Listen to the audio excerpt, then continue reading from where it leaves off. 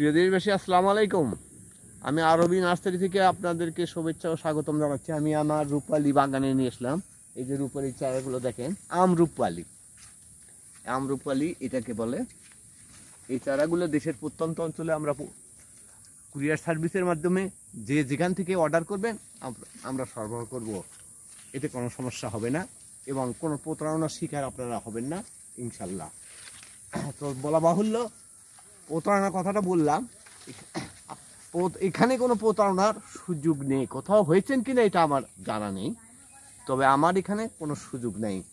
স্ক্রিনের নাম্বারে আপনারা এই চারাগুলো অর্ডার করতে পারেন, কোনো সমস্যা হবে না।